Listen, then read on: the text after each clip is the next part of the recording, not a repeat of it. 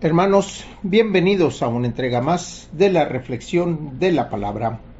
Hoy, martes 5 de septiembre del año 2023, martes 22 del tiempo ordinario. El coro litúrgico es verde, las lecturas corresponden al ciclo A. La primera lectura la tomamos de la primera carta de Pablo a los tesalonicenses, capítulo 5, versículos del 1 al 6 y versículos del 9 al 11. Hermanos, por lo que se refiere al tiempo y a las circunstancias en la venida del Señor, no necesitamos que les escribamos nada, puesto que ustedes saben perfectamente que el día del Señor llegará como un ladrón en la noche. Cuando la gente esté diciendo, qué paz y qué seguridad tenemos. De repente vendrá sobre ellos la catástrofe, como de repente le viene a la mujer encinta los dolores del parto y no podrá escapar.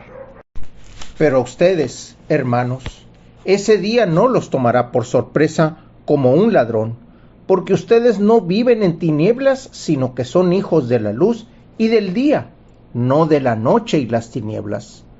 Por lo tanto, no vivamos dormidos, como los malos. Antes bien, mantengámonos despiertos y vivamos sobriamente, porque Dios no nos ha destinado al castigo eterno, sino a obtener la salvación por medio de nuestro Señor Jesucristo. Porque Él murió por nosotros, para que, cuando Él vuelva, ya sea que estemos vivos o hayamos muertos, vivamos siempre con Él.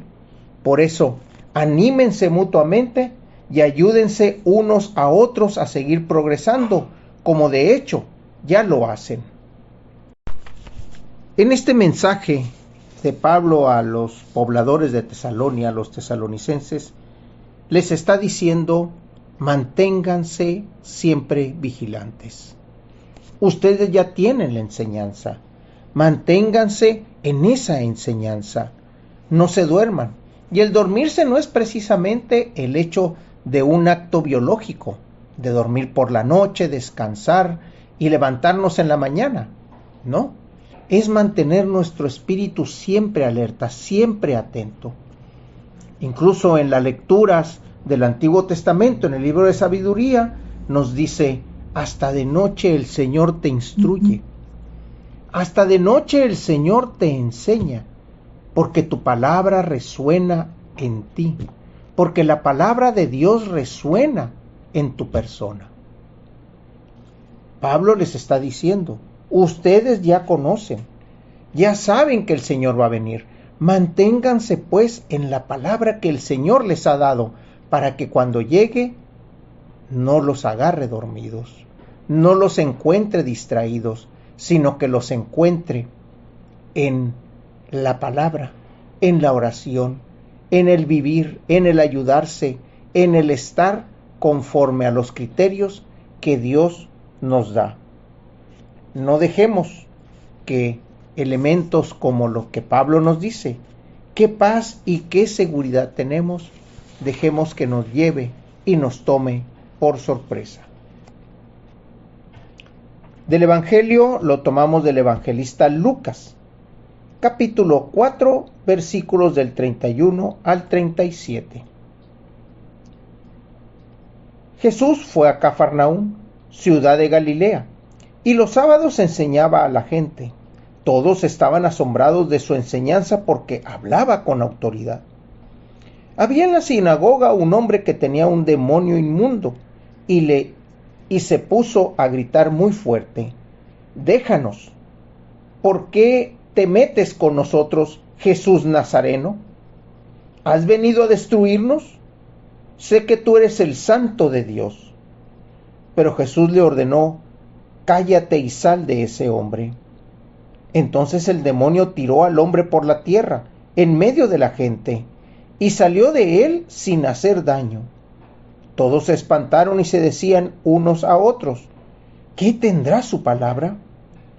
Porque da órdenes con autoridad y fuerza a los espíritus inmundos, y éstos se salen.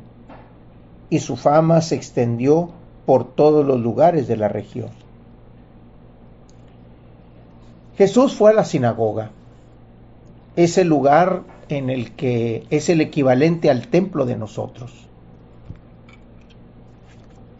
Hemos de suponer que por estar en la sinagoga, lugar de oración, lugar donde se reflexiona la palabra, debe de ser un lugar santo.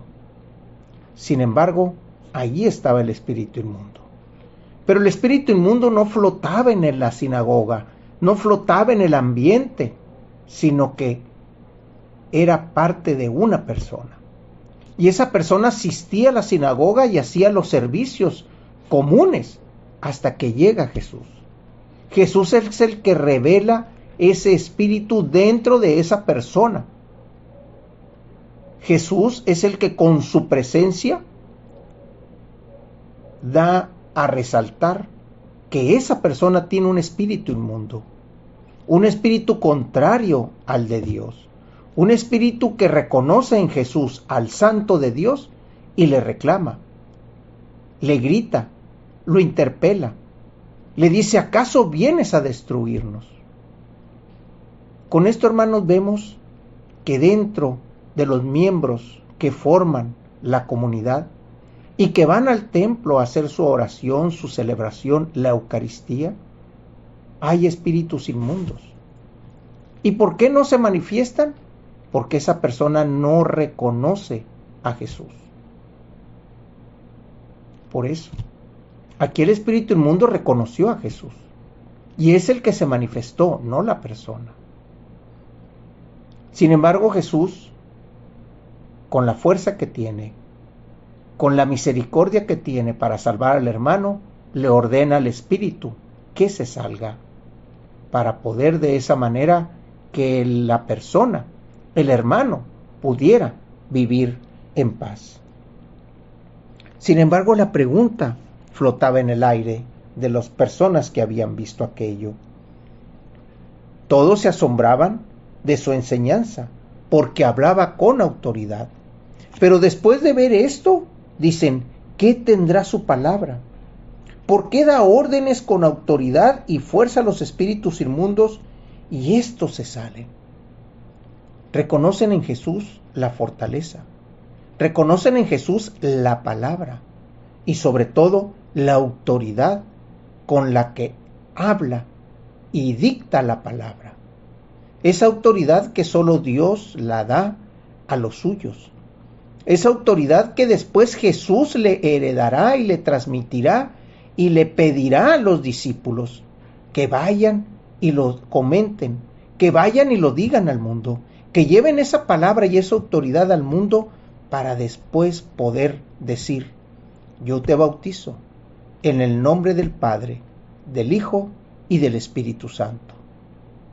Esa es la autoridad que Jesús tenía y es la autoridad que Jesús le transmite a los apóstoles.